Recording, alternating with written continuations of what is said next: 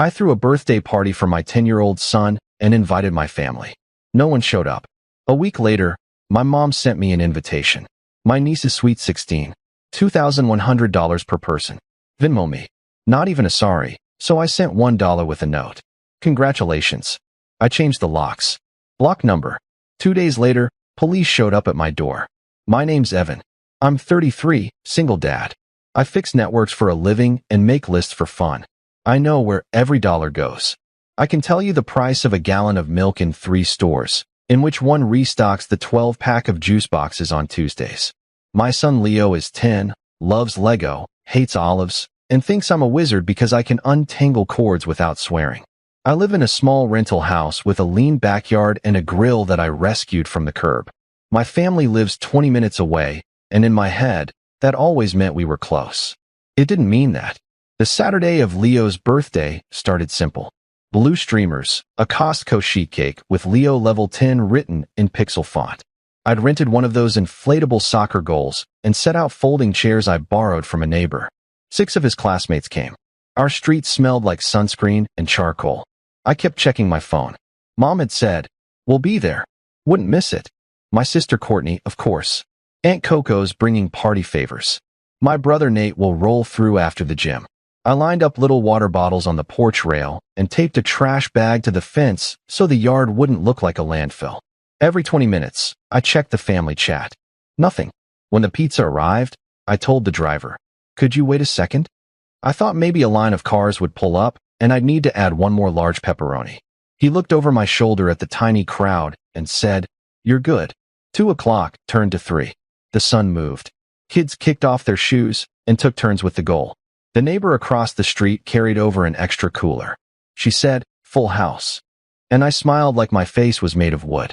At 3:11 p.m., my phone buzzed. "Don't be dramatic," my mother wrote. "It's just a kid's party. Just a kid's party." I read it twice because my brain rejected it the first time. Not running late. Not got stuck.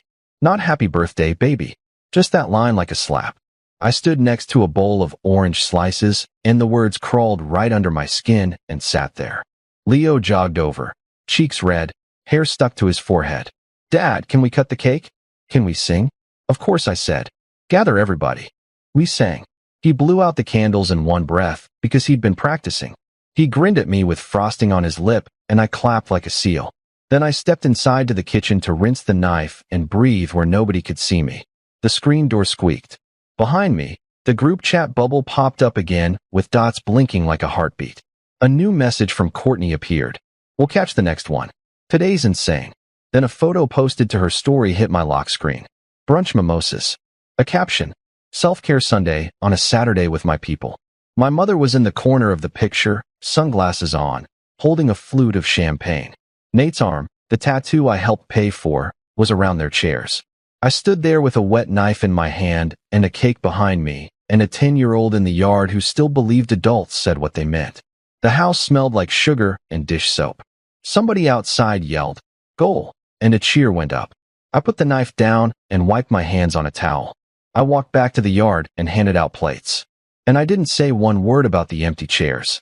Not one. When the last kid left, Leo and I sat in the quiet and built the spaceship he'd unwrapped. He didn't ask about Grandma or Aunt Coco or Uncle Nate. Maybe he didn't want to. Maybe he already knew. At 8:04 p.m., after he fell asleep on the couch with a slice of pizza in his hand like a tiny king, my phone pinged again. "Mom," this time with a voice message, sharper, careless. "Don't make a big deal, Evan. He's 10. He'll barely remember." I stared at the ceiling and felt something in me go cold and flat. A new shape edges. I didn't write back.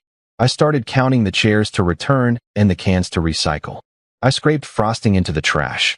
I folded the banner into a shoe box with the leftover candles. I put everything where it belonged. That's what I do. And then I put my phone face down on the counter because if I read one more sentence from them, I was going to say something I couldn't put back in the box. I've always been the fixer. The one who knew the Wi-Fi password and the tax deadline. The one who remembers everyone's favorite side dish. I was 21 when Dad walked out. Mom's words to me in the driveway were, "You're the man now." It wasn't a pep talk. It was a job assignment.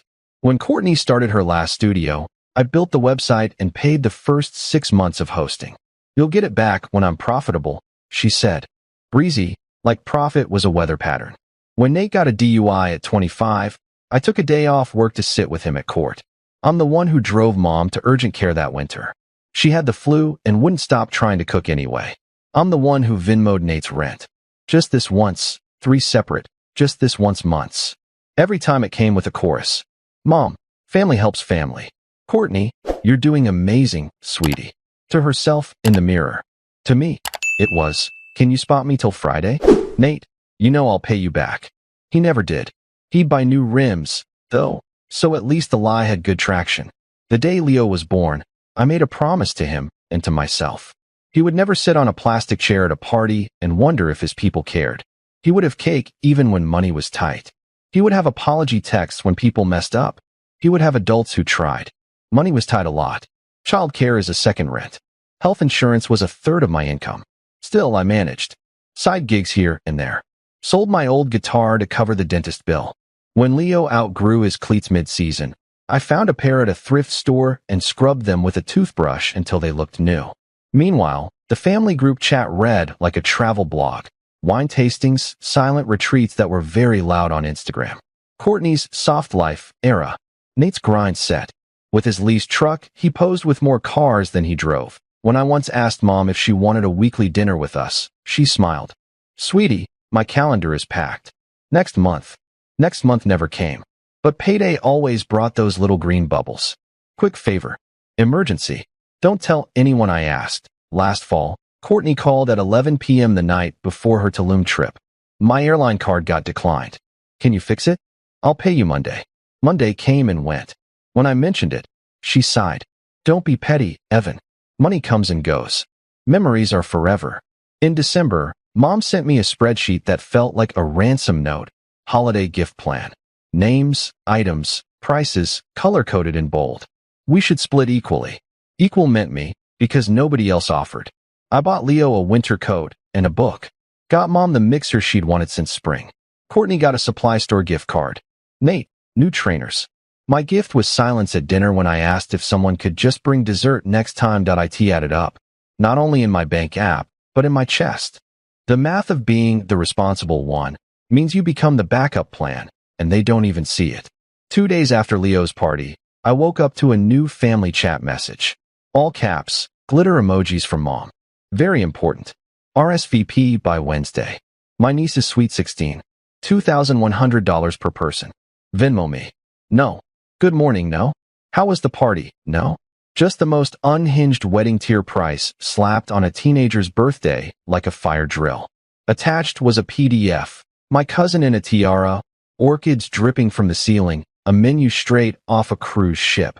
Caviar bar, ice sculpture, interactive gelato artist that I stared at the number, waiting for it to blink into something reasonable. $2,100 per person. And then Mom's line. We'll need Evan to cover Grandma's spot too. She's on a fixed income. There it was, the assumption, automatic. My name equals wallet. No mention of Leo, no sorry we missed it. Not even a meme. Just an invoice I never signed up. 4.5 minutes later, Courtney chimed in. We're all in. OFC. Coco can't do less than premium.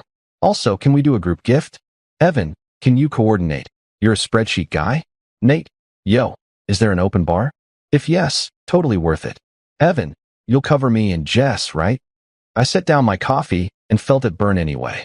I typed no, then erased it. Not because I didn't mean it, but because with them, you had to be careful. Words skimmed the surface. They only sank if you tied them to something heavy. I opened the PDF again and noticed the sponsor page at the end. My name, in elegant script under gold patrons, in honor of family. I hadn't given $1.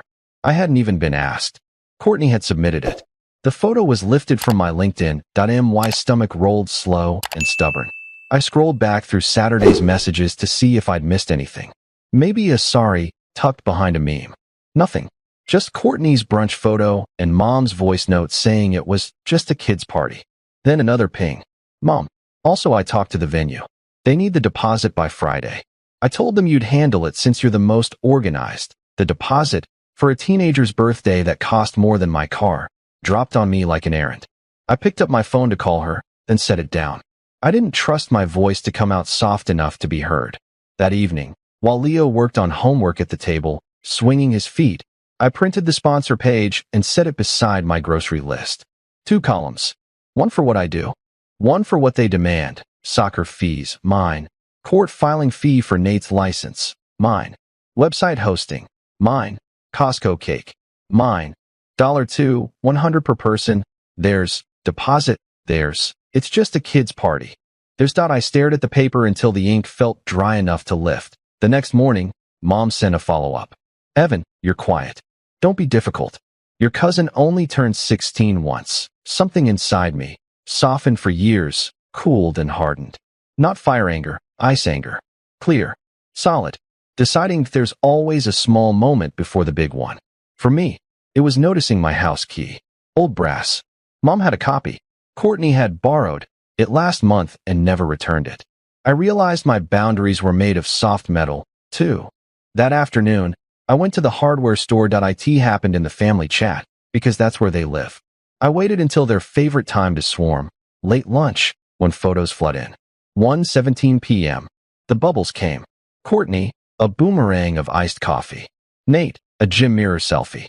Mom, a glittery forwarded prayer. I sent a picture of the backyard from Saturday.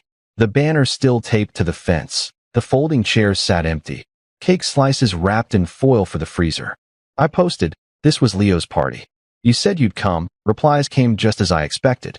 Courtney, why air this here? Mom, don't guilt us. Nate, bro, don't be a martyr. I posted screenshots, promises, then their brunch photos. Silence. Then Mom, enough. Focus on the Sweet 16. Deposit due Friday. Be an adult. I typed. I am an adult. I'm Leo's dad. Courtney shot back. Don't make everything about your kid. I replied, you skipped your nephew's birthday. A week later, you billed me $2,100 for a cousin. You used my name as sponsor without asking. You told a venue I'd pay. Here's my answer. No, before they could swarm, I sent Mom $1 on Venmo. Note, congratulations. Then I changed the locks. Smooth deadbolt, safe click in my chest. Blocked their numbers, not cruel, just quiet. At dinner, Leo told a banana joke. He didn't know his dad had just drawn a line. That night Mom texted, you'll regret this. I set my phone down. Next day, Courtney's story. Countdown to the Sweet 16, my name glowing under gold patrons. I emailed the venue. Remove me immediately. Attached receipts. Copied management. Sent Mom and Courtney the same from a new account. Slept harder than I had in years. 2 days later, police knocked. Family reported concerns. Said you're unstable. Withholding property. Child welfare check. Efficient. Smear me.